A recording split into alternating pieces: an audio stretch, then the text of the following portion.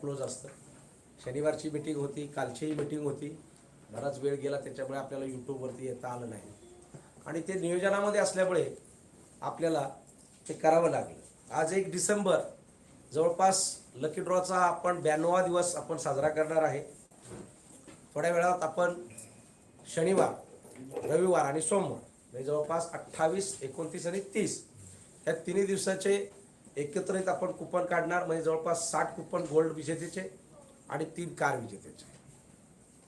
सर्वप्रथम तुम्हाला सांगू इच्छितो की आता आपण लकी ड्रॉमध्ये जे आपल्याला 30 तारखेला म्हणजे जर काल यूट्यूब चालू असतं तर आपण कदाचित कालच अनाऊन्स केलं असतं, परंतु आजपासून 31 तारखेपर्यंत तुम्ही माझ्या स्क्रीनमध्ये पाहत असाल पाठीमागे की आपण 20 गोल्ड विजेते जसं रेग्युलर असतं ते रेग्युलर आपण कुपन काढणार आहे. परंतु आता महाविजेतेचं रूप जे आहे ते आपण ब्रँडेड मोबाईल आपला ओप्पो कंपनीचा जो ओप्पो रेनो 3 प्रो असे 33,000चा एक मोबाईल, असे 2 मोबाईल आपण महाविजेत्यांना द्यावे. त्यामुळे आजच्या दिवसाचे जे कुपन निघतील आणि महाविजेतेचे जे कुपन निघतील ते विजेते उद्या घ्यायला येतील, त्यांना ऑन दी स्पॉट तो मोबाईल दिला जाईल. जनरली काही लोकांच्या मनामध्ये जे काही 2-3 महिन्यापासून जे प्रश्न होते, गाडी बोलतायत, देतायत, नाही देतायत, ते तर मिळणार आहे, त्याचं नियोजन आता मी सगळं सांगणारच आहे. परंतु असे काही चीप थिंकिंग निघायला लागले की मग काय होतं की ना मग ह्यांना ते पण नाही समजत आहे. मग नाही ठीक आहे, तुम्ही ऑन दी स्पॉटच घेऊन जा. मग ऑन दी स्पॉट देण्यासारखी गोष्ट काय आहे आणि सध्या आपण मोबाईलकडे का वळलो? सध्याचं डिजिटल मार्केटिंग, तुम्हाला मेसेज मिळणं किंवा काय गोष्टी आणि आता सगळं मोबाईलवरतीच चाललं आहे. त्यामुळे टच स्क्रीनचेच मोबाईल तुम्हाला असणं गरजेचं आहे आणि कंपनीची सर्व माहिती तुम्हाला त्याच्यामध्ये तुम्हाला मिळू शकते, ज्याच्यावर त्याच्या भाग्याची गोष्ट. आणि एकाच्या ऐवजी आपण 2 मोबाईल देतो, जवळपास 33,000चा एक मोबाईल, असे 2. आणि ते ऑन दी स्पॉट तो विजेता इथं येईल, तो मोबाईल घेईल, त्याला म्हणेल इथे सील तोड आणि दाखव पहिलं तू लोकांना आणि मग घेऊन जा बाबा. तुमच्या लक्षात आलं? हो. आता काय झालं माहिती आहे का की पैशाला आपण इतकं सर्वस्व आणि एवढं मोठं करून ठेवलेलं आहे ना की त्याच्या तुलनेमध्ये विश्वास नावाची चीज खाली आली. म्हणजे आता खरखर कलियुगामध्ये तुम्ही खरखरच कलियुगासारखं का वागता की ह्याच्यात असंच वागलं पाहिजे असं जरुरी आहे का? कलियुगामध्ये सत्ययुगामध्ये वागल्यासारखं वागू नाही शकत का? आम्हाला बोललेलं कळत नाही का? खरं काय खोटं काय बोललेलं कळत नाही का? सतयुगामध्ये लोक म्हणत होते की हा हे कर, हा केलं, करायचे ना, म्हणजे नुसते बोलण्यावरती करायचे. एक लक्षात घ्या, आज कलियुग किती जरी पुढे गेलं असलं ना, आजही करोडो व्यवहार एका बोलण्यावरती चालते, एक फोनवरच चालते. मग काय याचा अर्थ सतयुग काय आहे, संपलं थोडी. पण माणसाने काय केलं, ह्या पैशाच्या ओघामध्ये ह्याचं पर्सेंटेज जास्त वाढवून ठेवलं. सगळं पैसे पैसे पैसे पैसे. आणि या पैशाच्या चक्करमध्ये विश्वास सोडा ते तर आहेच, परंतु ज्या नात्याला रिस्पेक्ट दिलं पाहिजे ते नातंही तो गमावतोय. कोणापायी? फक्त पैसा. या जगाचा कोण असा मेन मोठा माणूस आहे जो पैसे घेऊन या? नाही. तरी सुद्धा तुझं माझं माझं. लक्षात घ्या, ती संपूर्ण सृष्टी जी ज्यांनी निर्माण केली ती सृष्टी म्हणजे आपण त्याचे ते मंच समजा, स्टेज समजा, आणि आपण कठपुतली आहोत. त्या रंगमंचावरचे आपण एक कलाकार आहोत. यायचं आहे. देवाने दिलं जे आयुष्य आहे, कर्तव्य आणि जबाबदारीच्या जोरावरती, मेहनतीच्या जोरावरती आपल्याला आपला रोल संपवायचा आणि विषय संपून निघून जायचा. काही लोकांना याची स्थिती येते की खरंच जीवनाचं सार्थक याला अर्थ काय आहे, जीवनाचं सार्थक झालं पाहिजे याचा अर्थ काय. मग काही हातावरची बोटा जी मंडळी असतील, हाताची जी बोटं आहेत तेवढीच मंडळी, त्यांना ते कळतं की ऍक्च्युली ही परिभाषा देवाने आपल्याला ऍक्च्युअल मध्ये कशाला पाठवलंय. आणि म्हणून ती नावं ठेवून जातात. का तर ती जरा वेगळ्या पद्धतीने काम करून जातात. काम तर बघा तुम्हीही करता, तेही करतात, कामं तर सर्वच जरूर करतात. मग असे ठराविक लोक का अशी कामं करतात? कारण आध्यात्मिक रूपाने त्यांना ती परिभाषा कळलेली असते की खरं देवाने मला कशाला पाठवलंय. आपण ह्याच्यावरती कधी चर्चा करत नाही की देवाबरोबर आपलं बोलणं झालं होतं का जेव्हा त्याने पाठवताना. हो, कल्पना करा ना की झालं होतं. तेव्हा त्यांनी सांगितलं होतं बघ तुझ्या शरीरामध्ये मी एक बॅटरी नावाची चीज टाकणार आहे ज्याला आत्मा म्हणतात, ज्याला धारदार धारदार धारदार धारदार आहे की नाही. हे तुला मी उधारी तत्वावरती देत आहे. काय देत आहे? उधारी तत्वावरती. त्याचं आयुष्य किती काय आहे ते माझं काम. कळलं का? पण तुला जे देतो आहे ते बुद्धीच्या तल्लक बुद्धीच्या जोरावरती, कामाच्या जोरावरती, मेहनतीच्या जोरावरती तुला त्याला आचरणात आणायचं आहे, त्या तुझ्या आयुष्याचं सोनं करायचं. हे या बॅटरीला बंद कधी पाडायचं कुठं काय करते माझं काम आहे. माझ्या तत्वामध्ये विघोड आणू नको. पण काही मूर्ख लोक आत्महत्या करतात. हे देवाच्या तत्वामध्ये विघोड हस्तक्षेपाला कधीही आत्मशांती मिळणार नाही, लक्षात ठेवा. का? देवाच्या तत्वामध्ये तडजोड केलेली अजिबात आवडत नाही. कारण तुम्हाला आवडत नाही कोणी इंटरफेअर केलेलं, तर मग त्याला आवडेल का? लक्षात येते का? सांगायचं तात्पर्य हे आहे की ही परिभाषा ओळखता आली पाहिजे. कॉमन माणसामध्ये आपण जगलो, खाल्लं पिल्लं, संसार सांभाळलं, संपला विषय, झालं, ह्याच्यातच राहिलं. हे पर्सेंटेज किती?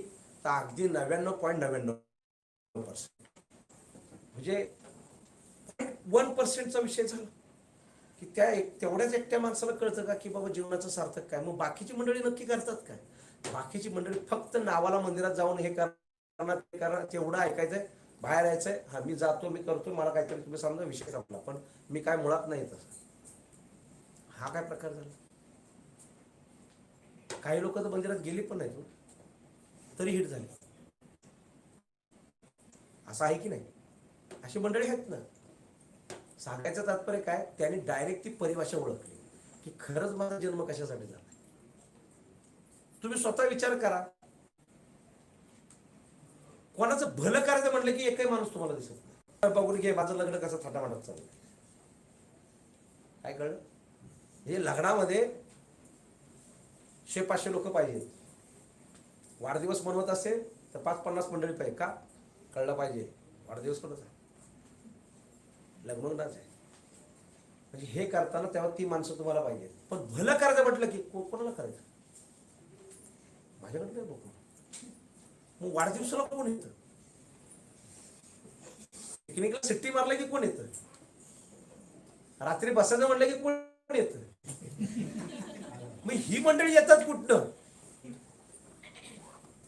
आणि मग भलं करायच्या टायमाला ही मंडळी जातात कुठे? म्हणजे तुम्ही विचार करा की आपण काय विचाराची माणसं आहोत.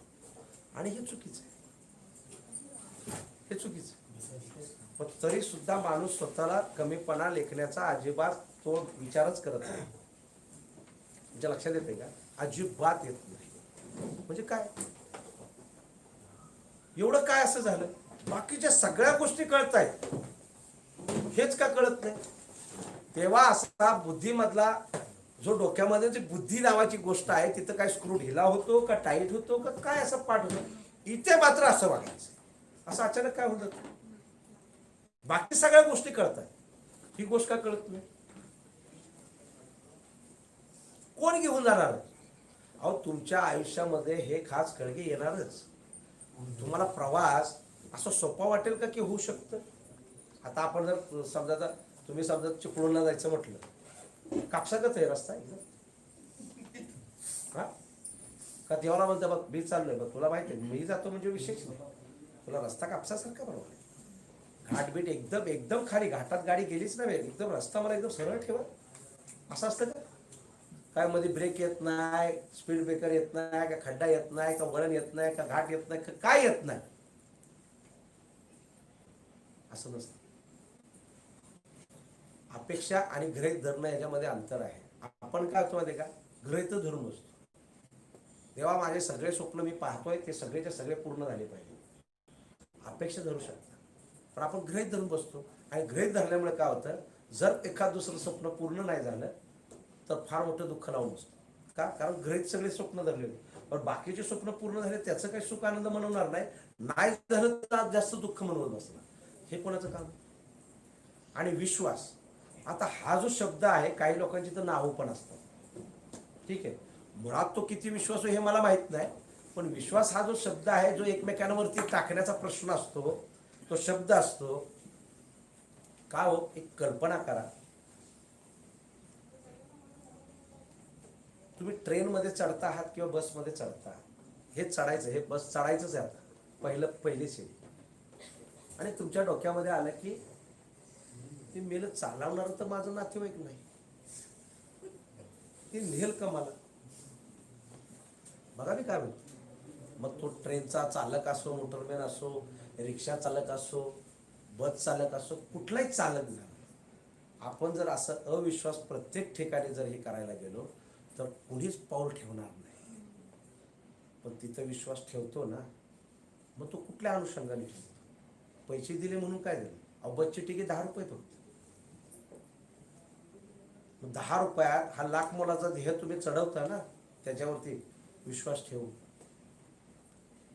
विश्वास या जगातून जाणार नाही बरं का. त्याचं पर्सेंटेज कमी जास्त होऊ शकतं, पण जाणार नाही. तुम्हाला ठेवावंच लागेल. एकदा कुणीतरी बुडवले असतील, दोनदा बुडवले असतील, तुमच्या नशिबातच 10 वेळा बुडवणं असेल. तुम्ही विश्वास ठेवा की माझ्या आयुष्यामधलं हे 10 वेळा होतं म्हणून हे माझ्या नशिबाचं होतं, पण देव कुठंतरी माझं एक तर नक्की प्लस मध्ये ठेवला असेल. मी प्रयत्न केला पाहिजे. जो प्रयत्न करतो तो 11 वेळेस सक्सेस होतो, आणि 11 वेळेस ज्यावेळेस तो 11व्या वेळेस ज्यावेळेस सक्सेस होतो त्या 10 वेळेस जो त्याचं नुकसान झालेलं असतं ना, ते सगळं भरून निघतं. का? तर त्याने विश्वास ठेवलेला असतो देवावरती की तू एक दिवस तरी माझं नक्कीच भलं करशील, आणि म्हणूनच तो बाहेर निघतो. जो विश्वासच ठेवत नाही ना, आणि दुसऱ्यावर विश्वास ठेवण्यासाठी पहिला आत्मविश्वास पाहिजे. आत्मविश्वास ठेवतो ना माणूस, तोच प्रयत्न करत राहतो, तोच दुसऱ्यांवर विश्वास ठेवला जातो. दुसऱ्यांवर विश्वास ठेवला म्हणजे देवावरती पण विश्वास ठेवणं त्याच्यासारखंच झालं ना. तुमचा आत्मविश्वासच नाही राहणार, प्रबळ नाहीये, इच्छाशक्ती प्रबळ नाहीये, नुकसान झेलायचंच नाहीये, स्पेशल्स ठेवायचेच नाहीये, करोडो रुपये पाहिजे, कुठं कसे मिळतील? शेतीत एक दाणा पेरायचा नाहीये, कणसाला भरपूर लागले पाहिजे. अरे दाणा एक पेरलाच नाही, लाखच होत नाही ना. नाण्याची एकच बाजू बघतोय, टाळी एका हाताने वाजत नाही. तसं दुसरी बाजू आत्मविश्वासाची असली पाहिजे की बाबा नाही, मी हे जो शेतीमध्ये एक दाणा पेरत आहे, माझ्या कणसाला दाणे येणार, असंख्य दाणे येणार. निसर्गाचा नियम आहे. तो म्हणतो की बाबा तू एक पेर तर सही, आणि थोडीशी मेहनत कर, आणि थोडंसं थांब. काय कळलं? थोडंसं थांब म्हणजे एकच दाणा पेर, थोडीशी मेहनत कर, थोडंसं थांब, बघतर मी किती दाणे देतोय. मग शेतकरीकडे दाणे मिळतात की नाही कणसाला? ते दाणे ज्यावेळेस कणसाला येतात बरं का, त्यावेळेस कोणाकोणाचा वाटा असतो? पहिलं माहितीये का? पहिलं तर पक्षाचा वाटा असतो. कारण ते कधीच घरी येईपर्यंत आहे की नाही, त्यातले बरेचसे दाणे जे आहेत ना ते पक्षाने खाल्लेले असतात. पण तरीही शेतकऱ्याला प्रॉब्लेम येत नाही. का? कारण दाणेच तितके असतात. त्याची तो व्यवस्था करतो, बुजगावणं लावेल शेतामध्ये, आणि काहीतरी तो हिरवेल गुंफण अशा झाल्या. पण कितीही काय झालं तरी पक्षी मात्र डोळा चुकून म्हणा किंवा काय, कारण त्याच्या वाटेचे दाणे आहेत. पण याचा अर्थ असा नाही की त्याच्या वाटेचे दाणे म्हणून शेतकरी गाफील राहू शकत नाही. का? अरे फक्त तुझ्या वाटेचे दाणे नाही आहेत, काहीतरी मुखाचे पण दाणे आहेत त्याच्यामध्ये. मला तिथपर्यंत न्यायचं, माझ्या पण मुखाचे, माझ्या घरातल्या पण मुखाचे दाणे आहेत, त्यामुळे मला न्यावं लागेल. तुझ्या वाटेचे तेवढे, मग त्याचं पोट किती आहे? पक्षाचं पोट किती आहे? दाणे खाल्ले की त्याचं पोट भरगच होतं. तुम्ही विचार करा, तो शेतकरी जर समजा आपला नाही पेरू शकला तर इथं मुंबईत बसून जेवण काय? म्हणजे मग पहिला आपल्याला हे बघायला पाहिजे की आपला अन्नदाता तो पहिला टिकला पाहिजे. लक्षात येतंय? त्याला टिकवलं पाहिजे. ही भूमिका कोण घेत नाही. तर तोच शेतकरी माणूस शेतात राबल्यामुळे त्याच्या सुरकुत्या पडलेल्या आहेत, त्याचा चेहरा एकदम व्यवस्थित दिसत नाही, सुंदर असा तो वाटत नाही, कपडे मळकट आहेत मातीचे, तो आपल्याला तुच्छ वाटतो. ही आपली विचारसरणी. ज्याने दाणे पेरताना कुठल्याही जाती धर्माचा विचार केला नाही, फक्त मुख आणि पोटाचा विचार करून त्याने दाणे पेरले, आपल्याला त्याचं तुच्छ लागलं, म्हणजे कमी आपण त्याला करतो. तो सर्वात मोठा माणूस. कारण तुम्हाला आम्हाला असं वाटतं की मी घरी बसून चपाती भाकरी खाल्ली, ते दाणे आले कुठले, कोणत्या शेतातून आले? आहे का मॅन्युफॅक्चरिंग लिहिलेली दाण्यांवरती? तुमचं बाकीच्या मॅन्युफॅक्चरिंग मध्ये दिसून येतं की बाबा ही ह्या कंपनीतनं आलं, तो साबण त्या कंपनीत आलं. धान्याचं काय? शेतकरी कुठं नाव लिहून पाठवतो? मराठवाड्यातून हे आलं, तमाकमधून ते आलं, कोकणातून हे आलं, घाटावरून ते आलं. कुठे पीठ बनल्यावर मात्र तो सांगतो आशीर्वाद आटा.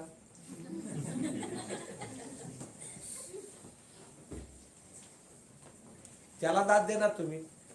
कारण टीव्हीत दिसतं ना एकदम फुलक्यागत रोटी. त्याने काय वरून आणलंय का पीठ? कुठून आणलंय? शेतातच ना गहू. हा म्हणजे त्या शेतकऱ्याला जो मूळ माणूस आहे त्याला आम्ही विसरतो आणि या माणसाला मात्र लक्षात ठेव. बरं त्याहून पलीकडं ते पीठ ते दाणे आपल्या घरापर्यंत आले आणि माईने एकदम सुंदर असं त्याच्यामध्ये हाताची चव टाकून सुंदर असं स्वादिष्ट असं जेवण बनवलं आणि आपल्या मुखापर्यंत तिने पोचवलं. म्हणजे पेरणाऱ्याचे हात आणि मुखापर्यंत पोचवण्याचे हात, ह्या दोघांना आपण किंमत देत नाही. आणि हे दोघं नेहमी हाल अपेष्टा त्रास ह्याच्यासाठी ते जन्म घेऊन आलेत का भाग्यामध्ये? का माई घरात काटकसर करत असते त्याच्यासाठी ती जन्माला आली का? तिला स्वातंत्र्य नाहीये का चांगलं जगण्यासाठी, सजण्यासाठी? नाहीये स्वातंत्र्य. मग हे आपण कधी बघतो? असा कोणी बारकाईने विचार केला का? कुठंतरी ही तफावत मला दिसली आणि मला असं वाटलं की आपण काहीतरी करू शकतो का?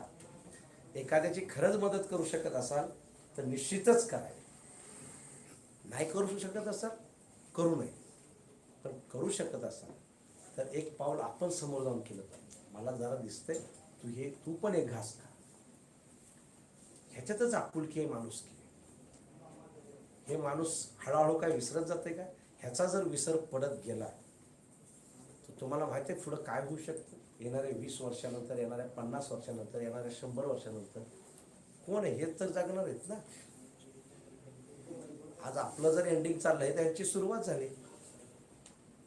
तुम्हाला काय वाटतं? ही दूरदृष्टी जर तुम्ही ठेवली नाही, ह्याला संस्कार दिले नाही, दोष कोणाचा? त्यामुळे माईने पहिलं लक्षात घेतलं पाहिजे, माझे तर एंडिंग चालू आहे, हरकत नाही. मला काय जाता जाता 1 वर्ष जरी सुखाचा आनंद मिळाला मला ठीक आहे. पण मी ज्याला निर्माण केलेलं आहे त्याचं सुरुवात झालेली आहे. त्याला तसे संस्कार दिलेले आहेत का? त्याला ह्या जीवनामध्ये, या जगामध्ये व्यवहाराचे असो किंवा कुठले असो ते संस्कार दिलेत का? नाही. दोष कोणाला द्यायचा? त्या अज्ञान बाळाला काहीच माहित नाही, तो तिथं आता बसलेला आहे. का आलंय, कशासाठी आलंय, का केलं पाहिजे, का हा पॉईंट घेतला पाहिजे, कशासाठी घेतला पाहिजे आणि होतं का काही माहित नाही. त्याला शिकवणार आपणच.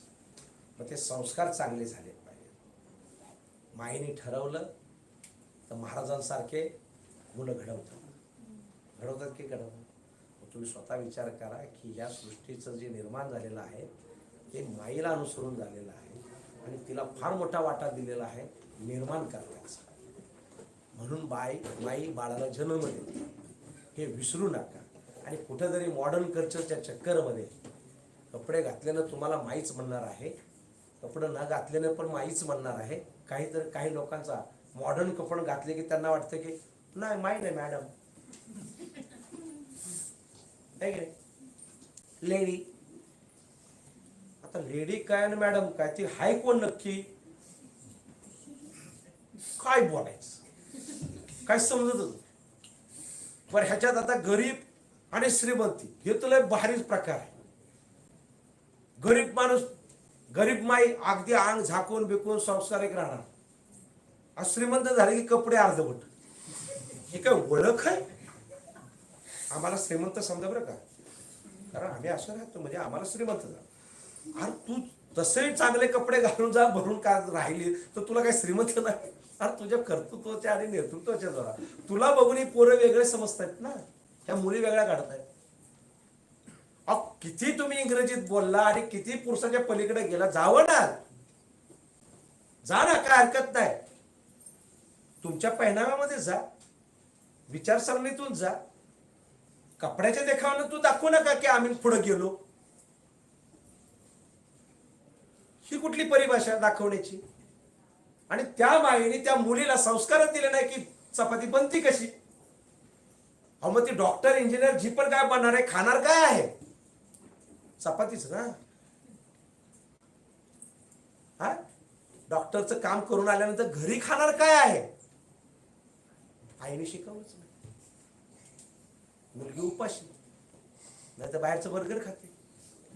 दोष मुलीला का द्यायचा? जी आपली संस्कृती परंपरा आहे आणि जी आयुष्यभर राहणार आहे, जोपर्यंत पृथ्वी जिवंत आहे, जोपर्यंत माणसाला हे पोट आहे, तोपर्यंत त्याचे शब्द रचना किती चेंज जरी झाली तरी ती दिसायला भेंडीच आहे ना. भेंडीच आहे ना. तू भले इंग्लिशमध्ये लेडी फिंगर म्हणेल, काय म्हणेल, तर भेंडीचं रूप काय चेंज होणार आहे का? अरे कमाल आहे. आपल्या घरामध्ये पण माई ज्यावेळेस भेंडी बनवते तर ती भेंडी प्रत्येक वेळेस वेगवेगळ्या एक्सपेरिमेंटनी बनवते, पण बनवते तर भेंडीच ना. पण तिची इच्छा असते की आज मुलांना भेंडी जरा वेगळ्या पद्धतीने खायला, आज वेगळ्या हे तिचं प्रेम आहे की आज जरा वेगळं. भाजी तीच आहे, रोज तेच खायचं आपल्याला. तुम्ही 30 दिवसात स्टडी करा, तुम्हाला कळेल तुम्ही खाताय का. तेच खातोय आपण, फिरून फिरून फिरून. फक्त जरा थोडं असं, अगे जरा तसं बनव. कधीतरी घरातला माणूस बोलेल नाही तर ती तरी म्हणे आज जरा भेंडी असेल बनवलं की नाही.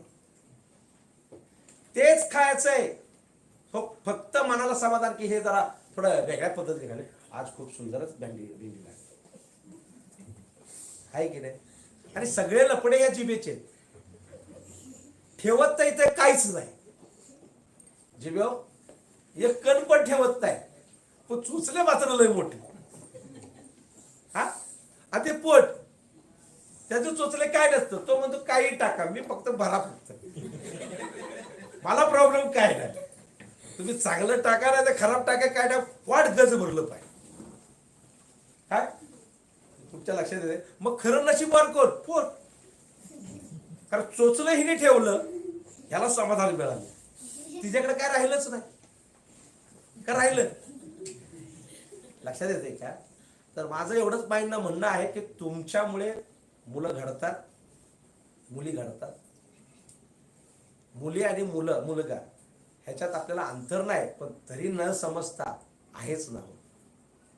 कितीही काय जरी झालं तर लज्जा हा जो भाग आहे तो मुलीकडेच आहे. लक्षात येतं. ती शिकलेली असो, अन्यथा नको शिकलेली असो, मग त्यामुळे तिला ते संस्कार, ती संस्कृती, ती परंपरा हे माईनेच दिलं पाहिजे. माझी माय म्हणायला लागली की ही फॉरेनर सारखी दिसली पाहिजे, तर ही समजता गडबड आहे.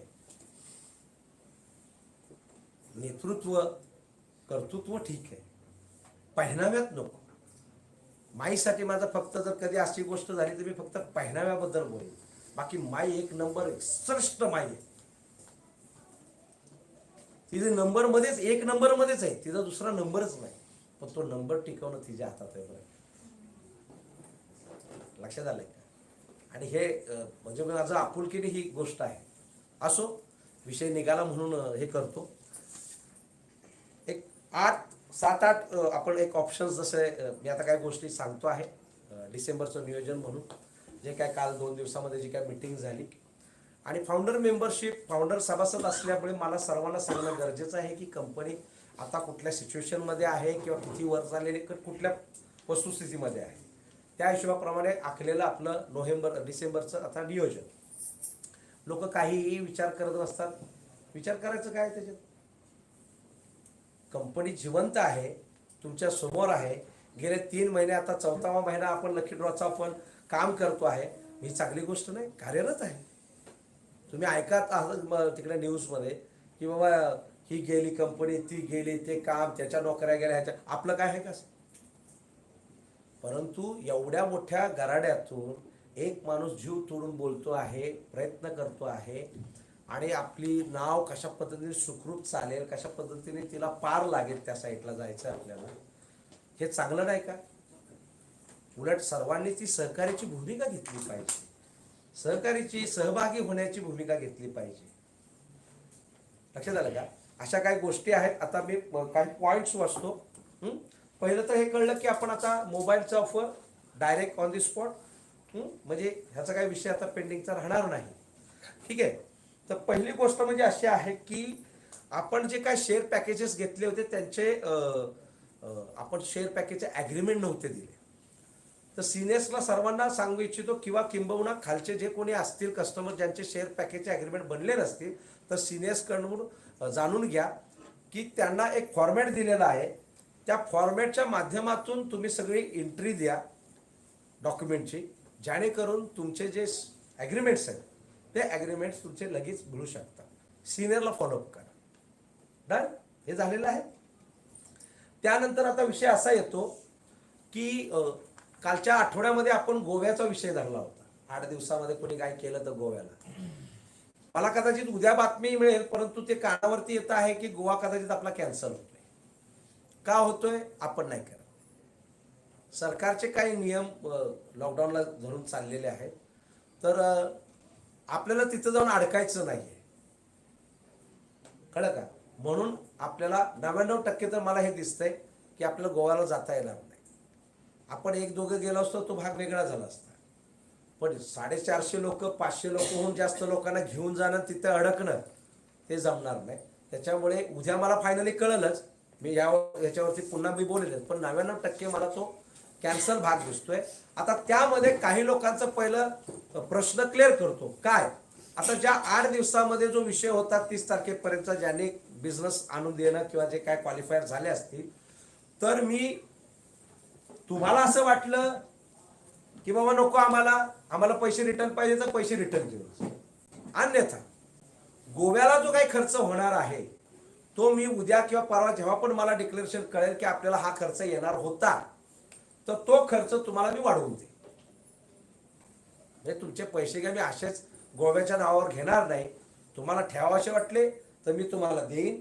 गोव्याचे पैसे जे काय लागणार होते ते इन्क्लूड करून देईन.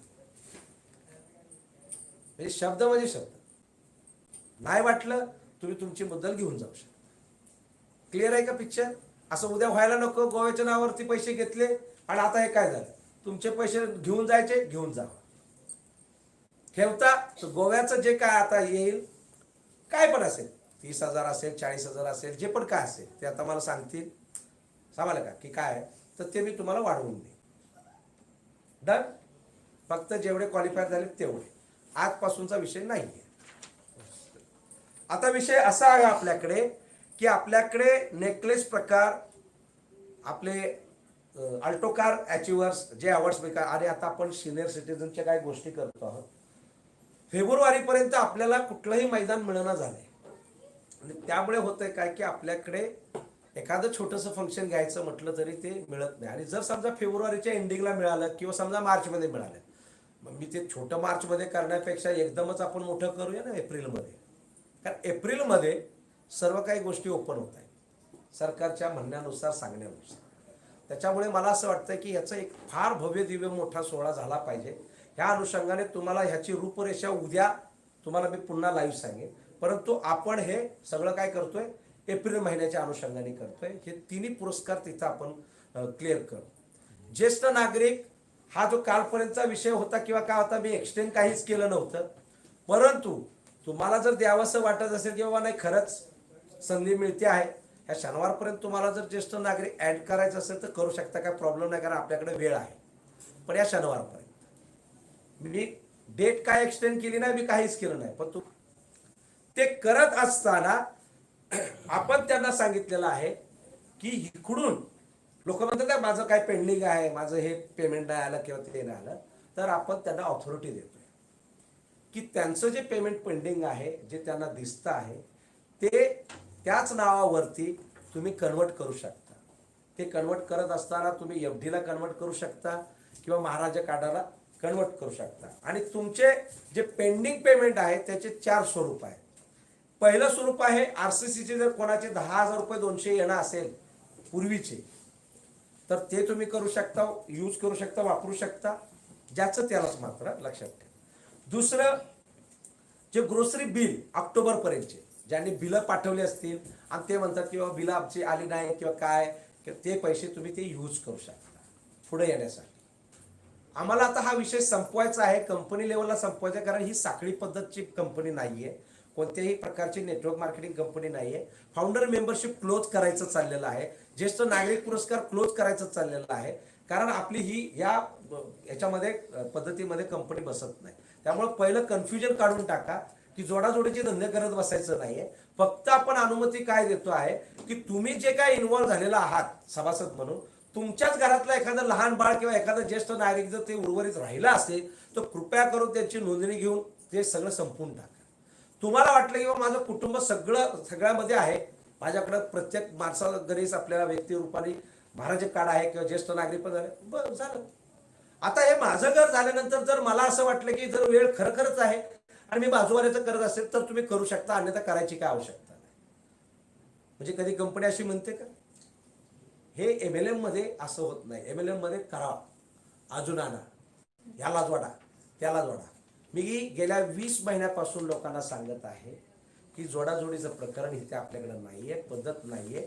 पण तुम्हाला संधी जी दिली गेली तर तुम्हाला वाटलं की दुसऱ्यांचं जर भलं करावं असं वाटत असेल, बाबा माझं होणार आहे, तर तुम्ही तुमच्या नातेवाईकांचं म्हणा, मित्र सर्कलचं म्हणा किंवा अन्य काही मंडळी तुमची असतील शेजारी पाजारी, तर त्यांना तुम्हाला भलं करायला काय हरकत आहे. म्हणून इथपर्यंत करत करत काय झालं, आपण इतके कुटुंब एकत्रित झालो की आज आपण 500च्या बाहेर. मग त्यात काय चुकलं, पण आता ते संपवायचं का? कारण कंपनी महाराज कार्डाला कस्टमर बेसमध्ये उतरत असताना महाराज कार्ड हे एक ट्रेडिशनल प्रोडक्ट आपण निर्माण केलेलं आहे, जे डायरेक्ट आपण सेल करू शकतो. किंवा टीव्हीवरती तुम्ही ॲडव्हर्टायझिंग पाहता, त्या माध्यमातून महाराज कार्डाची ॲडव्हर्टायझिंग सगळ्या आपल्या जानेवारीपासून चालू होणार आहे, त्याचं काम चालू आहे. त्याच्यामुळे तुम्हाला तुमच्याकडून विकून घेण्याचा काही संबंध नाही. तुम्ही सर्वजण फाउंडर मेंबरशिप आहात हे लक्षात ठेवा. आणि फाउंडर मेंबरशिप असल्यामुळे कंपनीला सहकार्य करणं किंवा कुठल्या नियोजनामध्ये सहभागी घेणं किंवा होणं हे तुमचं कर्तव्य आहे. परक्यासारखं वागण्यासारखं करू नका, कारण तुम्हाला मी काही काम करायला लावत नाही. तुम्हाला नाही करायचं असलं हरकत नाही, पण तुमचं घर तर सिक्युअर करून घ्या. माहीत पडलं की नाही माझ्या घरातले 2 जण राहिलेले आहेत, मग ते काय करायचं, त्यांना कस्टमर बेसमध्ये घ्यायचं का? मग तेव्हा तुम्ही रिक्वेस्ट करणार, सर आम्ही आलोच आहे, घ्या आता राहील, असं का? येऊ द्या ना. आणि तुम्ही कामातून त्या तुमच्या कर्तव्यातून जबाबदारीतनं तुम्ही मोकळं व्हा. माझं म्हणणं हे आहे. म्हणजे हे पहिलं तुम्हाला कळलं. चाल, आता आपण बिलाचा विषय धरला, त्याच्यानंतर आपण मर्क्युरी आणि अर्थ हे आपले पेन्शन विषय होता. ते पेन्शन समजा तुम्हाला काय ह्या डिसेंबर पर्यंत जर काय बॅलन्सिंग असेल तर तेही पैसे तुम्ही वापरून इकडे येऊ शकता. नवीन FDच्या मार्फत किंवा ते पैसे पण तुम्ही वापरू शकता, तुमचेच पैसे. त्यानंतर शेअर पॅकेजचे जे काय ड्यू बाकी असतील तेही ड्यू तुम्ही वापरू शकता. म्हणजे जवळपास तुम्हाला 4 ऑप्शन दिलेले आहेत, ज्याचे त्यालाच. हे मात्र लक्षात ठेवा, ह्यांचे ह्याला नाही, ह्यांचे ह्याला नाही, अजिबात नाही, ह्यांचे ह्यालाच. घरामध्ये चेक करायचे, ते पैसे तुम्ही यूज करू शकता, हे मात्र लक्षात ठेवा. क्लिअर? आता आपण बोलतो आहे पेन्शन, बरोबर आहे. आता पेन्शनचा ड्यू आपण म्हटलं की बाबा तुम्ही करू शकता. पहिली गोष्ट म्हणजे असं आहे की मागच्या कित्येक व्हिडिओच्या अगोदर मी व्हिडिओ काढली होती, त्याच्यामध्ये मी सांगितलं होतं की पेन्शन हा शब्द खूप सुंदर असा आणि त्याला सुंदरच आपल्याला ठेवायचा होता, शुद्धच ठेवायचा होता. परंतु काही लोकांनी अधिकार दाखवण्याचा विषय केला. कदाचित त्यांना काय समजलं नाही समजलं मला माहित नाही, पण नाईलाजानं आपल्याला सर्टिफिकेट वरचं आपल्याला नियम दाखवावा लागतो. कारण पेन्शन हा जो विषय आहे हा डिपेंड ऑन बिझनेस आहे. जर बिझनेस झाला तरच त्या महिन्यात येऊ शकतो, जर नाही झाला तर येऊ शकत नाही. म्हणजे याचा अर्थ असा नाही की येऊ शकत नाही, पण तेवढा बिझनेस होणं गरजेचं आहे. आता तुम्हाला गोष्ट सांगतो, जर तुम्ही 2000ची मर्क्युरी पेन्शन जर धरली तर जवळपास 7000 लोक आपल्याकडे आहेत. मग किती पैसे झाले बघा. जर 20000ची पेन्शन मोठी आरची धरली तर 1500 लोक आहेत. मग ते पैसे किती झाले बघा. आणि त्याचा जर रक्कम तुम्ही जर पाहिली आणि ती रक्कम जर समजा करोडोत गेली, उदाहरणार्थ समजा 2 करोडोत गेले उदाहरण, तर तुम्हाला हे माहित असलं पाहिजे डिपेंड ऑन बिझनेस म्हटल्यानंतर 2 करोड आपण तेव्हाच देऊ शकतो जेव्हा ते फक्त 5%च्या डिझायनिंगवर केलंय. मायबापांनो नीट लक्षात घ्या, कारण संकल्पना जो आखतो, संकल्पना जो लिहितो, त्याला सगळे खास खळगे माहीत असतात किंवा त्या पद्धतीने लिहिलं. एकमेव जगातील काक कंपनी आपली अशी आहे की नियम मोठ्या अक्षरात लिहिते, छोट्या अक्षरात आणि मराठी. आणि जर तो दाखवला तर आता मी जे तुमचे सगळे ड्यू जे पेन्शनचे जे पकडले ते खऱ्या अर्थानं तर जवळपास दर महिन्याला 70 करोडचा बिझनेस झाला पाहिजे. तर मग आता मला तुम्ही सांगा किंवा दाखवून द्या की तुम्ही सर्वांनी मला जानेवारी पासून दर महिना 70 करोड 70 करोड 70 करोड 70 करोड इंटू 11 महिने आता 12वा चालू आहे, तर कंपनी काय झाली असती. आणि तुम्ही अधिकाऱ्यांनी मागितलं असतं किंवा मी हक्काने दिलं असतं का की यस टर्नओव्हर झालाय म्हणजे मला तुम्हाला द्यायलाच पाहिजे. तुम्ही पण मागितलं असतं सर टर्नओव्हर झालाय आम्ही केलाय आम्हाला मिळालंच पाहिजे, हा अधिकाराचा भाग होता. मग मला सांगा आता दर महिन्याला 70 करोडचा बिझनेस झालाय का. जर झाला असता तर 10 महिन्याचे 700 करोड झाले असते. कंपनी कुठल्या कुठं डागात नेली असते तुम्हाला माहित आहे का. पण ह्याचा काही अभ्यास नाही, फक्त आम्हाला बोलायचं. टेन्शन नाही करायचं, टेन्शन नाही. कंपनीने ही डिझाईन करताना शास्त्रीय डोक्याने डिझायनिंग केली होती. का, कारण मी मूळचा व्यापारी आहे आणि व्यापारी असल्यामुळे आम्हाला पहिलं धंदा नाही होऊ शकतो हे पहिलं गृहीत धरायला लागतं. धंदा होऊच शकतो हे आम्ही कधीच गृहीत धरत नाही. धंदा एवढाच होऊ शकतो हेही आम्ही कधी गृहीत धरत नाही. धंदा होऊ शकतो हे गृहीत धरतो. धंदा आपल्याला व्हायला पाहिजे म्हणून आम्ही प्रयत्न करत असतो. फायदा व्हायला पाहिजे म्हणून प्रयत्न करत असतो, म्हणून नुकसान होत नाही. पण लोकांना हे कळत नाही. कंपनीच्या पहिल्या महिन्यापासून जवळपास 20 महिने तुम्हाला जे पेन्शन आलेले आहे ना ते कंपनीचे थोर उपकार आहेत बरं का.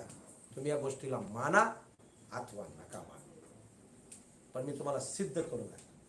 पण आज मला ही उपकाराची भाषा का बोलावी लागली, कारण नाईलाजानं हा प्रकार जो करण्याचा प्रयत्न केला की आम्हाला ते अधिकार दाखवण्याचा प्रयत्न केला त्याच्यामुळे मग आम्हाला हे करावं लागलं.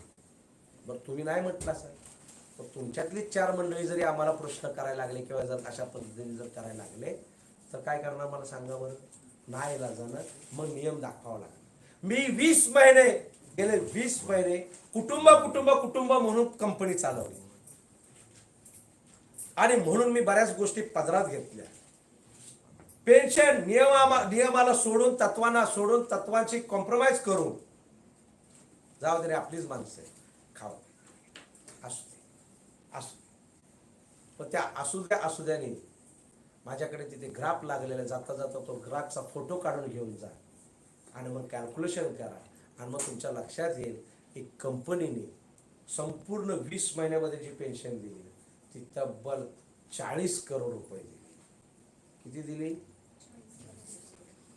तुम्ही जर कालपर्यंत आजपर्यंत जर हिशोब आता मी जो जसा म्हटला जर विषय धरला तर 40 करोड. हे उपकार कोण फेडणार. तो त्याच पैशाचं गुणगात असतो. आमच्यावर काय मेहरबानी केली, आम्ही पैसे दिलेत, आम्ही पैसे अरे हो दिलेत ते मानलं नाही कोणी. असं अमान्य कोण करतंय, मानतंय ना, कबूल करतंय ना. अरे पण तू 1 रुपया दिला, कंपनीने जर तुला 1.25 रुपये दिला असेल, 1.5 रुपये दिला असेल म्हणजे वरच दिले ना, तुझेच पैसे तुला दिले नाही ना. तुम्ही विचार करा जानेवारी मध्ये एंडिंगला पेन्शन हा प्रकार क्लोज करण्यात आला.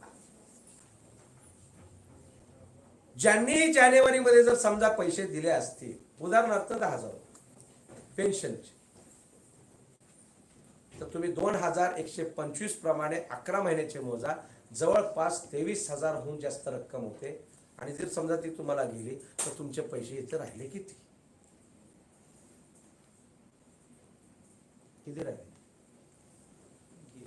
किती. नक्की ना, नशीब माझं. मग कंपनीचे तुमच्याकडे किती गेले.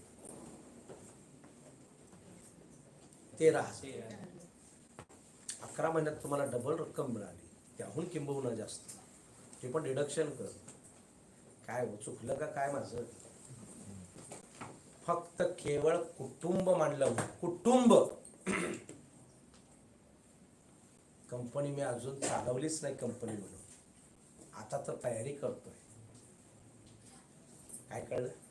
गेले 20 महिने 21 महिने फक्त कुटुंब म्हणून चालवलं आणि म्हणलं हा ट्रेलर आहे, असं आपल्याला काम फार मोठं करायचं आहे. पण तुम्हाला सर्वांना हे सांगू इच्छितो की तुम्हाला ह्याचा बोध आला पाहिजे. सर्वांनी इन्व्हेस्टमेंट, माझे पैसे. कुणीही बाजूवाल्याला सांगितलं नाही की माझ्याकडे 23,000 रुपये आलेले. गेले 3 महिन्यापासून जवळपास 1600हून अधिक लोक विन झाले, पण बाजूवाल्याला सांगितलं नसतं. तुमच्या लक्षात येईल? परंतु डी मार्ट वरनं जर सामान आणलं तर अख्ख्या गावाला सांगून बसली बाया, अगं तिकडे स्वस्त आहे, मस्त एकदम. जणू काय तो आला होता तिच्या लग्नाला, आहे की नाही? जणू काय त्यांनी सांगितलं तर तू कर, मी तुला कमिशन देतो. बघा जरा देतोय का? बघा. म्हणजे तुम्ही स्वतः विचार करा. जो प्रोफेशनल बिझनेसमॅन आहे तो तुम्हाला म्हणत सुद्धा नाही की आमच्या बिझनेसचा प्रचार करा, तरी सुद्धा तुम्ही करता. केवळ फक्त काही शुल्लक रक्कम डिस्काउंट दिलं म्हणून तुम्ही तुमच्या एरियातल्या 10 बायकांना सांगून मोकळं होता, ज्याचा तुम्हाला 1 रुपया पण फायदा होणार नाही. आणि काक मध्ये 5,000 रुपयाचं 15,000 रुपये रिचार्ज करून दिलं जातंय, पण बाजूवाल्याला सांगायचं नाही. त्याला हा फायदा मिळता का मध्ये? जेव्हा की काक समोरून सांगते आहे की तू एक गिरायकाला जोड, 850 रुपये तुला मी देतो. अजिबात ना, मी श्रीमंत बाई आहे, हे धंदे मी कधीच करत नाही. क्या बात आहे. मग काट कसर करून बोंबलू नकोस महागाई झाली म्हणून. कशाला नाही ते दिखावे. म्हणजे आम्ही तुम्हाला सांगा म्हटलं, त्याची रक्कम देऊ, तुमचा मेहनताना देऊ, तुम्ही एकालाही नाही. आणि मग म्हणणार आम्हाला नोकरी मिळावी, आम्हाला काम मिळावं, आम्हाला हे कशाला? आम्ही बोलतोय ना करा म्हणून तुम्हाला देणार. तुमच्या लक्षात येत काय बोलतोय? महाराज कार्डाचा जो जन्म केलेला आहे, निर्माण केलेला आहे, तो माईला अनुसरून केलेला आहे की माई सजली पाहिजे, स्वतंत्रपणे जगली पाहिजे. म्हणजे त्या एका पोराला कुठल्या तरी पोराला तरी वाटलं ना, तुम्ही किती मोठं सहकार्य केलं पाहिजे, सहभागी झालं पाहिजे. बोंबलायला त्या आंदोलनामध्ये नक्कीच जाऊ. काय माहित 200 रुपये देतो का नाही देतो, वडापाव खायला देतो का नाही, काय ये काय आणि ओ काय मोर्चा कसला घंट्याचा. गल्ली बोळात अशी गोळा करून जाते. चल ग बाई आपल्यासाठी काय किती दिलं. मागच्या मोर्चांची आठवण करून घ्या, आंदोलनाची आठवण करून घ्या, तुम्हाला घंटा नाही भेटलेला तरी तुम्ही गोळक्याने जाता. आणि कोण नव्हे, एक पोरगा जन्माला आलेला आहे, तो आपल्या आईबद्दल विचार करतो, आपल्या सर्व आईबद्दल विचार करतोय. कोणी घरात बाहेर निघायचं, हा लुटल्याला माणूस आलेला आहे सांभाळायला. हा गोड बोलून पैसे घेऊन जाणार, काय शास्त्री ते मग बस बोल. आम्हाला जोपर्यंत सीमा ठेवलेली आहे तोपर्यंत आम्ही आवाज देणार. फाउंडर मेंबरमध्ये माई आहे, फाउंडर मेंबरमध्ये माई आहे, तुला 515 देतो. मी पैशाचं आमिष नाही दाखवलेलं आहे, तुला आधार देण्याचं काम केलं. कारण तुझ्या खात्यात पैसे जात नाही, हे बिलाचा विषय धरू नका बरं का. हा पर्यायी मार्ग आहे. संकल्पनेत बिल हा विषय नाही बरं का. संकल्पना ही आहे की माई तू 5,000 दे, तुझ्या त्या रिचार्ज कार्डमध्ये, महाराज कार्डमध्ये मी रिचार्ज करतो 15,000 रुपयाचं. 15,000 रुपये झिरो होईपर्यंत तू एक दुकान जे टाईप केलेलं आहे तिथून तू तुझं राशन दर महिन्याला भरत जा. तिथं तू पैसे देऊ नकोस, त्याला फक्त माझं कार्ड दाखव. मग तुम्ही त्याला पैसे दिले का? मी तुम्हाला पैसे दिले का? मी पैसे त्या दुकानदाराला देणार. कारण माझी बाई तिथं येऊन राशन भरून गेली, तिथं तुझी नोंद झाली कार्डाची आणि मला कळलं, हा ठीक आहे ह्या माईने घेऊन गेलं, कळलं, ठीक आहे मी देतो तुला पैसे. संकल्पना काय आहे? माईला त्रास नाही बरं का. पण माईला कळलं तर ना. बरं डीमार्ट कुणाच्या घराच्या बाजूला आहे ते जरा सांगा. कोणाच्या घराच्या बाजूला एकीनं सांगा. इथं बसणार सांगा ओके हो आमच्या बाजूलाच आहे. शिट्टी मारली की देतो. बघा काय किती लांब आहे. 1.5 बरोबर. रिक्षात गेलं तर पैसे 1 मिनिट एकाला विचारतो जरा. आता माई बोलली 80 ठीक आहे. माई जायची 80 का येऊन जाऊन 80? येऊन बघा तुम्हीच बोला ना मी नाही काय बोललो. हा 160 रुपये. बघा आता तुमचं गणित तुम्हालाच दे.